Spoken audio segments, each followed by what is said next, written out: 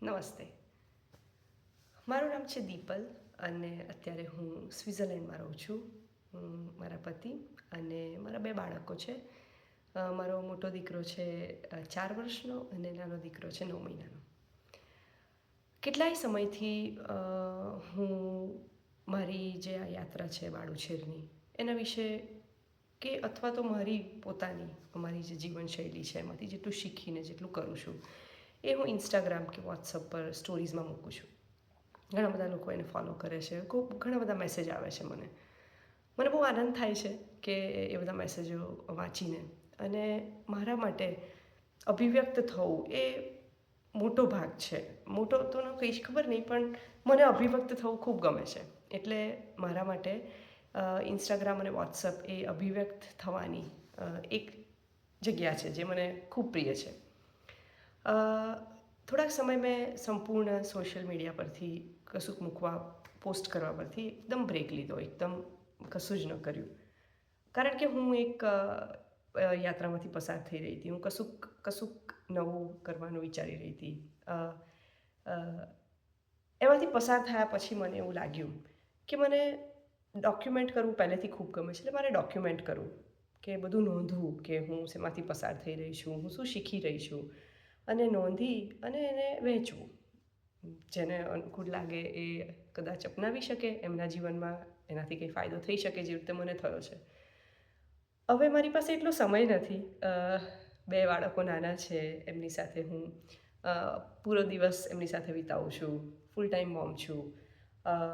મારા હસબન્ડનું થોડુંક કામ વધારે રહે છે, એટલે એટલો સમય નથી રહેતો કે હું લખું. મને લખવું ખૂબ ગમે છે. એના માટે હું મારા બ્લોગ પણ લખું છું કે એમાં લખું, પણ એટલો સમય નથી. તો મને થયું કે આપણી પાસે યુટ્યુબ છે. મારા હસબન્ડ યુટ્યુબમાં જ કામ કરે છે. તો થયું કે કેમ યુટ્યુબનો સહારો કેમ નહીં, કે તો કેમ આવી રીતે મને જ્યારે એવી ઈચ્છા થાય કે ઓકે મારે કંઈક નોંધવું છે, હું કંઈક શીખી છું આમાંથી જે મને બહુ જ સારું રહ્યું છે અને મને ફાયદો કર્યો છે, મને એમાં મજા આવી છે, આનંદ આવી છે, મોજ પડી છે, તો હું તમારી સાથે પણ વહેંચું. એટલે મારો આ પ્રયત્ન છે.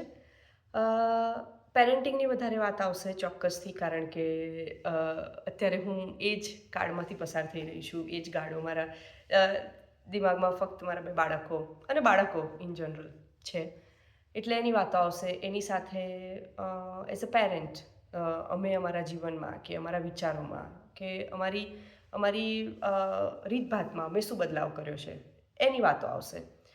મારો એવો કોઈ જ દાવો નથી કે હું એક્સપર્ટ છું કે મને બધું જ આવડે છે. ના, હું પણ શીખી રહી છું.